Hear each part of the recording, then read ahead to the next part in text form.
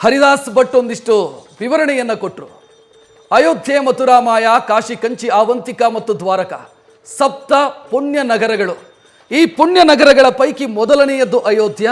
ಅಯೋಧ್ಯೆಯ ಬಾಳಿನಲ್ಲಿ ಕಳೆದ 496 ವರ್ಷದ ಅವಧಿಯಲ್ಲಿ ಆದಂಥ ಗಾಯಗಳಿಗೆ ಇವತ್ತು ಉತ್ತರ ಸಿಕ್ಕಿದೆ, ಅಥವಾ ಅಯೋಧ್ಯೆ ತನ್ನ ಗತ ವೈಭವಕ್ಕೆ ಮರಳಿ ಹೋಗ್ತಾ ಇರೋದನ್ನು ನಾವೆಲ್ಲರೂ ಸಾಕ್ಷಿ ಆಗ್ತಾ ಇದ್ದೀವಿ.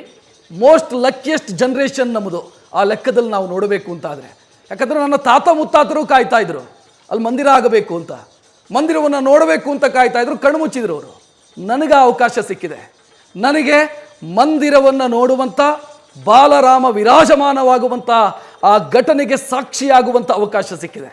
ಅದಕ್ಕಾಗಿ ಅತ್ಯಂತ ಹೆಮ್ಮೆಯಿಂದ, ಖುಷಿಯಿಂದ ನಾವೆಲ್ಲರೂ ಕೂಡ ಇದ್ದೀವಿ. ನಾನು ಒಂದು ಪ್ರಶ್ನೆಯನ್ನು ಹರಿದಾಸ್ ಭಟ್ರಲ್ಲಿ ಕೇಳಬೇಕು. ಬಹುಶಃ ಸಮಯ ಮತ್ತು ಸಂದರ್ಭ ಬಹಳ ಮುಖ್ಯ ಆಗುತ್ತೆ. ನಾವಿವತ್ತು 496 ವರ್ಷ, 500 ವರ್ಷ ಅಂತ ಲೆಕ್ಕ ಹೇಳ್ತೀವಿ. ದೇವರ ಗಡಿಯಾರವೂ ಬೇರೆ, ದೇವರ ಕ್ಯಾಲೆಂಡರೂ ಬೇರೆ. ನಾವು ಗ್ರೆಗರಿಯನ್ ಕ್ಯಾಲೆಂಡರನ್ನು ನೋಡಿ ಇದು ದೇವರ ಲೆಕ್ಕಾಚಾರವನ್ನು ಹಾಕ್ತೀವಿ. ಬಟ್ ದೇವರು ಬಯಸಿದ್ನ ಇದೇ ಸಂದರ್ಭದಲ್ಲಿ ಆಗಬೇಕಿತ್ತು, ಇದೇ ಸಂದರ್ಭದಲ್ಲಿ ಆಗಲಿ ಅಂತ ದೇವರು ಬಯಸಿದ್ನ ಅಂತ? ಯಾವುದೇ ಒಳ್ಳೆಯ ಕೆಲಸಗಳು ನಡೀಬೇಕಾದ್ರೆ ದೇವರ ಸಂಕಲ್ಪ ಇಲ್ಲದೆ, ಅವನು ಮನಸ್ಸು ಮಾಡದೆ ಆಗೋದಿಲ್ಲ ಅಂತ ಹೇಳೋದು. ಪ್ರಾಯ ಅವನ ಸಂಕಲ್ಪದಲ್ಲಿ ಇದೇ ದಿವಸ ಪ್ರಾಣ ಪ್ರತಿಷ್ಠೆ ಆಗಬೇಕು, ದೇವಾಲಯದ ಪುನರ್ನಿರ್ಮಾಣ ಆಗಬೇಕು ಅಂತ ಅವನಿಗೆ ಮನಸ್ಸಿಗೆ ಬಂದಿದೆ ಅಂತ ನಾನು ಅಂದ್ಕೊಳ್ತೇನೆ. ಯಾಕೆಂದರೆ ಇವತ್ತು ಆಯ್ಕೆ ಮಾಡಿದ ದಿನ, ಇವತ್ತಿನ ತಿಥಿ, ಇವತ್ತಿನ ಗಳಿಗೆ ಬಹಳ ಅಪರೂಪದ ಸಂದರ್ಭಗಳು ಇವೆಲ್ಲ ಸೇರಿಕೊಂಡಿರೋದು. ಯಾಕೆಂದರೆ ಇವತ್ತು ನೋಡಿ, ಸೋಮವಾರ ಶ್ರೀರಾಮಚಂದ್ರ ಅಯೋಧ್ಯೆಯಲ್ಲಿ ರಾವಣನ ಸಂಹಾರ ಮಾಡಿ ಪ್ರತಿಷ್ಠೆ ಮಾಡಿದ್ದು ಈ ಕಡೆ ಭಾರತ ಭೂಮಿಗೆ ಬಂದು ರಾಮೇಶ್ವರದಲ್ಲಿ ರುದ್ರದೇವನನ್ನು. ಸೋಮವಾರ ರುದ್ರನಿಗೆ ತುಂಬ ಪ್ರಿಯವಾದ ಒಂದು ವಾರ. ಅಲ್ಲಿ ರಾಮನನ್ನು ನಾವು ಕರೆದು ಕೂಡಿಸ್ತಾ ಇದ್ದೇವೆ. ರಾಮದೇವರು ಯಾವತ್ತೂ ಇದ್ದಾರೆ ಆ ಕ್ಷೇತ್ರದಲ್ಲಿ. ನೀವು ಮಂದಿರ ಒಡೆಯಿರಿ, ಮೂರ್ತಿ ಒಡೆಯಿರಿ, ರಾಮ ಆ ಕ್ಷೇತ್ರವನ್ನು ಬಿಟ್ಟು ಭಕ್ತರಿಗೋಸ್ಕರ ಅಲ್ಲೇ ಉಳಿಯುವವ ಆತ. ಆದರೆ ಸೋಮವಾರ ಅನ್ನೋದು ಒಂದು ವಿಶೇಷ. ಎರಡನೇದ್ದು ಇವತ್ತಿನ ತಿಥಿ ದ್ವಾದಶಿ. ದ್ವಾದಶಿ ವಿಷ್ಣುವಿಗೆ ತುಂಬ ಪ್ರಶಸ್ತವಾದ, ಪ್ರಿಯವಾದ ಒಂದು ತಿಥಿ. ಆದ್ದರಿಂದ ವಿಷ್ಣುವಿನದ್ದೇ ಮತ್ತೊಂದು ರೂಪ ಶ್ರೀರಾಮಚಂದ್ರ. ಆದ್ದರಿಂದ ವಿಷ್ಣುವಿನ ತಿಥಿಯಂದು ಪ್ರಾಣ ಪ್ರತಿಷ್ಠೆ ನಡೀತಾ ಇದೆ.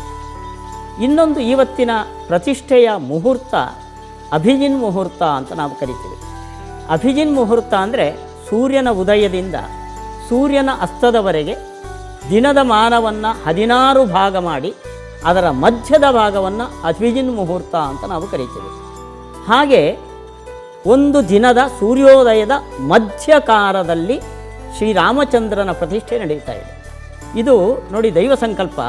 ಶ್ರೀರಾಮಚಂದ್ರ ಹುಟ್ಟಿದ್ದು ಅಭಿಜಿನ್ ಮುಹೂರ್ತದಲ್ಲಿ, ಪುನರ್ವಸು ನಕ್ಷತ್ರದಲ್ಲಿ, ನವಮಿ ತಿಥಿಯಲ್ಲಿ, ಮಧ್ಯಾಹ್ನದ ಹೊತ್ತಿನಲ್ಲಿ ರಾಮಚಂದ್ರನ ಅವತಾರವಾದ ದಿನ. ಅದೇ ದಿನದಲ್ಲಿ ರಾಮಚಂದ್ರನನ್ನು ಮತ್ತೆ ನಾವು ನಮ್ಮ ದೇಶಕ್ಕೆ, ಆ ಜಾಗಕ್ಕೆ ನಾವು ಮೂರ್ತಿಯ ರೂಪದಲ್ಲಿ ಬರಮಾಡಿಸಿಕೊಳ್ತಿದ್ದೀವಿ. ಇನ್ನೊಂದು ವಿಶೇಷ, ಇವತ್ತು ಪ್ರಾಣ ಪ್ರತಿಷ್ಠೆಯ ಲಗ್ನ ಮೇಷ ಲಗ್ನ. ನಮ್ಮ ಸೌರಮಾನದ ಪದ್ಧತಿ ಆರಂಭ ಆಗೋದು ಮೇಷ ರಾಶಿಯಿಂದ ಆರಂಭ ಆಗೋದು. ಆ ಮೊದಲನೇ ರಾಶಿಯಲ್ಲಿ ಮೇಷ ಲಗ್ನದಲ್ಲಿ ಇವತ್ತು ಪ್ರಾಣ ಪ್ರತಿಷ್ಠೆ ನಡೀತಾ ಇದೆ. ಆ ಮೇಷ ಲಗ್ನದಲ್ಲಿ, ಮೇಷದಲ್ಲಿ ಗುರು ಇದ್ದಾನೆ ಇವತ್ತು. ಗುರು ನಮ್ಮ ಇಡೀ ದೇಶವನ್ನು ಹೇಗಿರಬೇಕು, ಅಧಿಪತಿ ಆತ, ಹೇಗಿರಬೇಕು ಅಂತ ನಿಯಂತ್ರಿಸುವವ. ನೈತಿಕತೆಯ ದೃಷ್ಟಿಯಿಂದ, ಪ್ರಜಾಕ್ಷೇಮದ ದೃಷ್ಟಿಯಿಂದ ಗುರು ಆ ಲಗ್ನದಲ್ಲಿರೋದು ಬಹಳ ಪ್ರಶಸ್ತ ಅಂತ ಜ್ಯೋತಿಷ್ಶಾಸ್ತ್ರ ಹೇಳ್ತಾ ಇದೆ. ಅಲ್ಲದೆ ನೋಡಿ, ಯಾವುದೇ ಒಳ್ಳೆಯ ಕೆಲಸಗಳಿಗೆ ಶುಭವೂ ಇದೆ, ಅಶುಭವೂ ಇದೆ.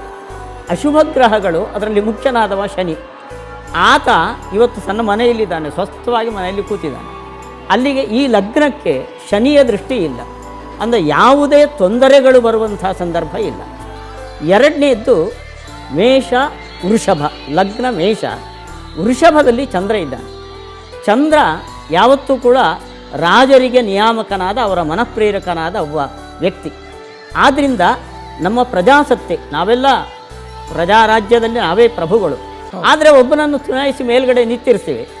ಆದ್ದರಿಂದ ಪ್ರಜಾನಾಯಕನಾದ ವ್ಯಕ್ತಿಗೆ ಚಂದ್ರನ ಬಲ ಇರೋದರಿಂದ ಸುಭಿಕ್ಷೆಯಿಂದ ಶಾಂತವಾಗಿ ದೇಶವನ್ನು ಉಳಿಸಿ ಬೆಳೆಸುವ ಒಂದು ದೊಡ್ಡ ಯೋಗ ಇವತ್ತು ಆ ವೃಷಭ ದ್ವಿತೀಯ ಸ್ಥಾನದಲ್ಲಿ ಇದೆ ಅಂತ ಕಾಣೋ ದೃಷ್ಟಿಯಿಂದ ಇವೆಲ್ಲಗಳನ್ನು ನೋಡಿದಾಗ ಶ್ರೀರಾಮಚಂದ್ರ ಅವನ ಇಚ್ಛೆಯಂತೆ ಆ ದೈವಜ್ಞರ ಮನಸ್ಸಿಗೆ ಪ್ರೇರಣೆ ನೀಡಿ ಇವತ್ತು ನಾನು ಬರ್ತೇನೆ ಅಂತ 75 ವರ್ಷ ಸ್ವಾತಂತ್ರ್ಯ ಬಂದ ಮೇಲೆ ನಾವು ಕಾದಿದ್ದ ರಾಮಚಂದ್ರ ಇವತ್ತು ಬರ್ತಾ ಇದ್ದಾನೆ ಅಂದರೆ ಅದು ಅವನೇ ಅವರ ಬುದ್ಧಿಯ ಮೂಲಕ ಪ್ರೇರಣೆ ಮಾಡಿ ಕೊಟ್ಟ ದಿವಸ ಅಂತ ಪ್ರಾಯ ಇಡೀ ಭಾರತೀಯರಿಗೆ ಬಿಡಿ, ಇಡೀ ದೇಶಕ್ಕೆ ಇದೊಂದು ತುಂಬ ಶುಭಕರವಾದ.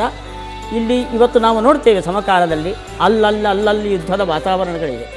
ಅನಾವಶ್ಯಕವಾಗಿ ಇದ್ದ ಭೂಮಿಯ ಸಂಪತ್ತನ್ನು, ದೇವರು ಕೊಟ್ಟ ಸಂಪತ್ತನ್ನು ನಮ್ಮ ವೈಷಮ್ಯದಿಂದ ಹಾಳು ಮಾಡ್ಕೋತಾ ಇದ್ದೇವೆ.